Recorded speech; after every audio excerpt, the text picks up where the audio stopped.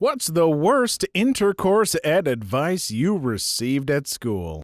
Story 1. I'm glad we had a competent and down-to-earth teacher for intercourse ed. She started class by filling up a condom with water, saying, if a guy tells you he doesn't want to wear a condom because his peen is too big for it, remember this. She then held up a big water balloon condom and proceeded watering the plants while telling us about some guy she dated who insisted that he could fill up an entire condom with his load. Muttering, fill it with bullcrap, all right. She made class so fun.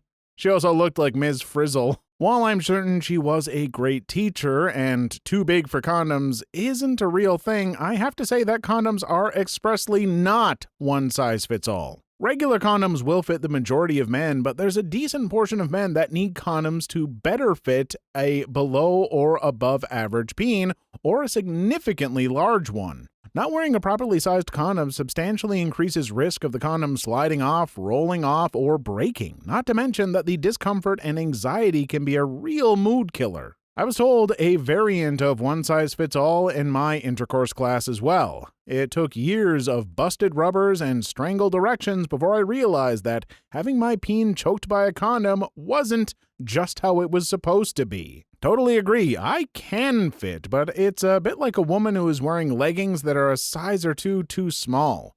Those leggings will stretch, but maybe sizing up would have been a better choice. Give some guys on this site a chance to humbly bring up the fact that they have a big wiener, and by golly, they will take it. But they are correct. You need to wear the correct size, folks. I can stretch myself into a medium-sized shirt, but no one is going to be happy if I do. Story 2. We were told that a wet dream produced an amount of fluid tantamount to wetting the bed. They didn't even tell us what fluid it was. Okay, so I've always been confused by this. Are wet dreams orgasmic every time you get to wake up to coming in your pants? Or is it different and it's like you just wake up going, huh? That's not jizz, what is that? And it's like the same thing as when girls squirt and it's not quite pee but something else? I'm so sorry this sounds so but I have questions and I want answers. I used to have wet dreams before I discovered masturbation. Yes, they're orgasmic, but I didn't wake up. I slept straight through. Usually I would have a very vivid intercourse dream. I put intercourse in quotes because I didn't quite know the mechanics of intercourse, but these dreams were clearly intimate in nature. Anyway, I'd wake up in the morning and find some goo in my shorts. I didn't quite know exactly what it was, but I knew it was connected. I didn't know why in intercourse ed they told us about semen, told us to expect some fluid from wet dreams, but didn't tell us specifically that the wet dream fluid was semen. No idea why that was a bridge too far. Story 3. The STD talk during my middle school health class consisted of a vague video showing a paintbrush dipping into various paints one after another until there was a messy smear of colors everywhere. The advice was, verbatim, girls, don't let other people's paint get anywhere near you. Art class afterwards was real fun though. My school did this with Skittles. They gave each person a bunch of Skittles of one color, then you were supposed to shake hands with 5 other kids and swap one Skittle when you did. So you ended up with Skittles of various colors. Then at the end, they said handshaking was intercourse and the Skittles are STDs. Yellow is HIV, red is gonorrhea, etc. They gave each Skittles a disease. Look how many STDs you have after having intercourse 5 times. Then we ate all the Skittles. Not sure where that fit into the mediocre analogy. The kid who started with all the yellow goes home saying, Mr. Green gave me HIV today. Holy teachers are really out there coming up with stuff like this thinking, I'm clever, these kids are going to learn so much about STDs. I mean, who am I to judge? Maybe it worked for some kids, I don't know. But honestly, seems just a little too simplistic to really get any effective message across. Story 4. In high school, we were allowed to write down questions before the class started, and they would be read without identifying us. My question was, will we be learning safe intercourse for gay/lesbian relationships? My teacher looked uncomfortable and basically said no, because the state guidelines wouldn't allow him to talk about those kinds of relationships, and only heterosexual relationships. Basically, it was the worst advice because we never got it. I asked questions about gay intercourse because I'm gay and teachers never read my questions. My grade 7 teacher even said my question was inappropriate. I had to learn about intercourse from XXX. I'm heterosexual, but I had friends in the class I knew were gay / knew it was something we as teens should know for our own safety. In my late 20s now, and it still ticks me off to think about. Honestly, as a pansexual man, this ticks me off, and I'm in my late 30s. Frankly, schools should be teaching safe intercourse for all preferences. Simple as that. Learning stuff from adult entertainment is absolutely not helpful either, because that rarely covers actual safety tips and advice. I'm sure that info is around somewhere, so do your research, folks. Don't rely on adult entertainment to give you the answers.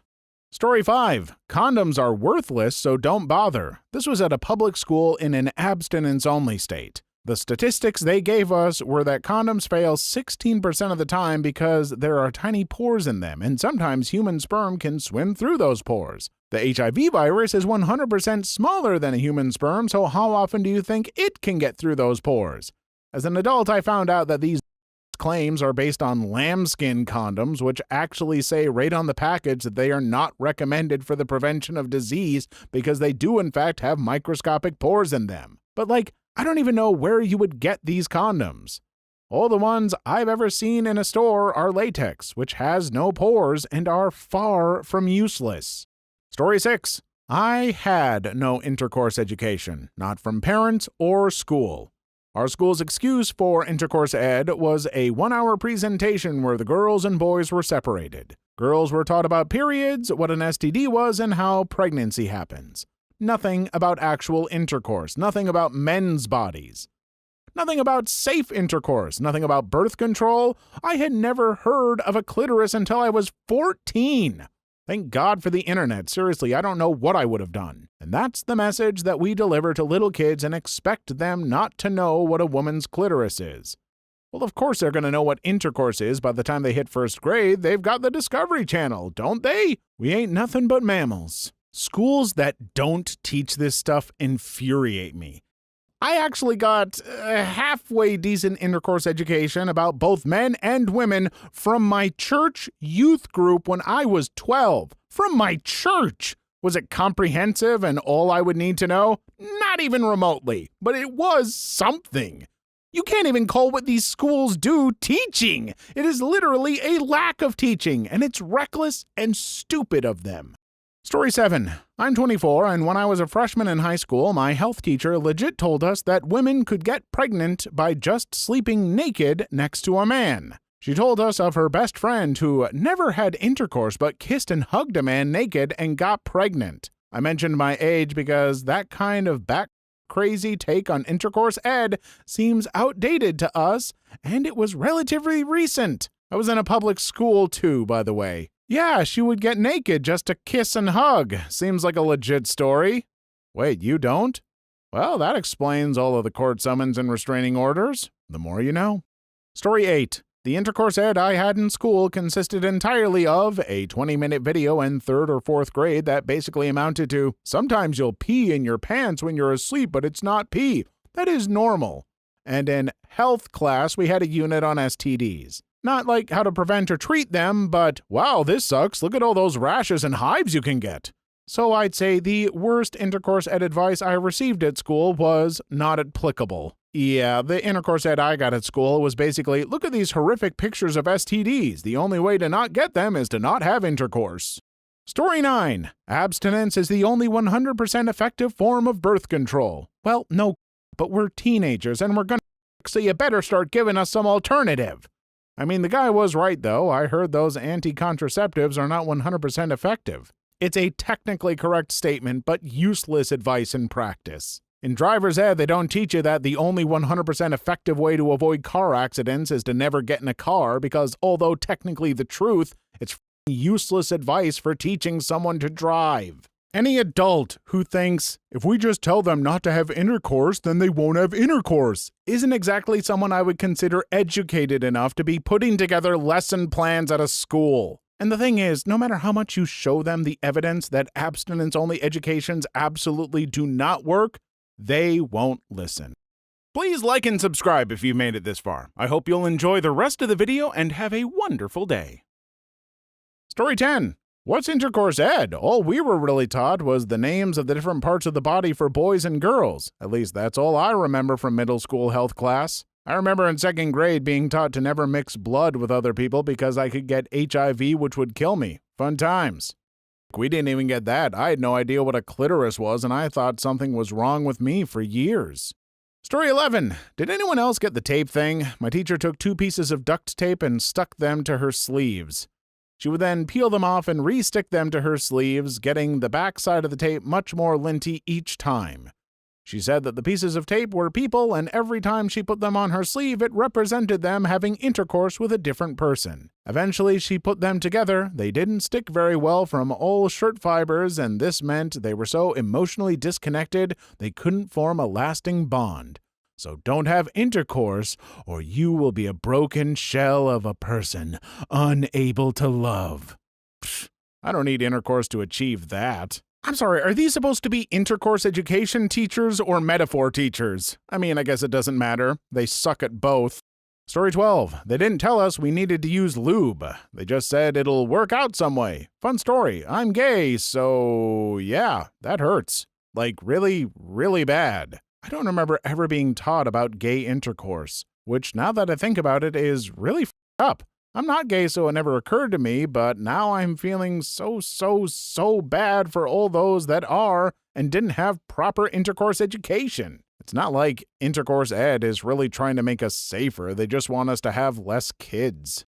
Story 13. In primary school, they decided to separate the boys and girls classes and show the boys the girls' intercourse ed video and vice versa. Not a clue what was going on in their heads. We had ours in 5th grade. It made for a very uncomfortable a few weeks after. When I was in 7th grade, my mom, who taught chemistry and biology in the high school, was drafted to fill in during a junior high bios teacher's maternity leave. That teacher usually taught health class/intercourse ed to 7th graders. Story 14. I knew this genius at school from the football team who I once heard saying, "Yeah, so if you finish inside a girl, try your hardest to pee in her. The acidity of pee will kill the sperm." Fortunately, we were in anatomy class and my teacher heard it too. She gave us a quick and actual intercourse ed class right there and then. Sounds like an episode of South Park. You just slap her around, stick it in her, and pee. Cartman. Dear men everywhere, please don't pee inside of a woman. That is not a thing. Oh, what am I saying? It almost certainly is. Don't do it without consent. Like, I guess if you both really want that, moving on. Story 15. As a guy, the only thing I learned from sex ed, and this was for all the boys to learn once the girls were separated, was that pregnancy can happen, and this is what an anatomically correct peen is. An anatomically correct peen? Were they trying to shame some poor kid? If you ask any questions, I'm going to assume your peen is wrong. I'm looking at you, Sarah.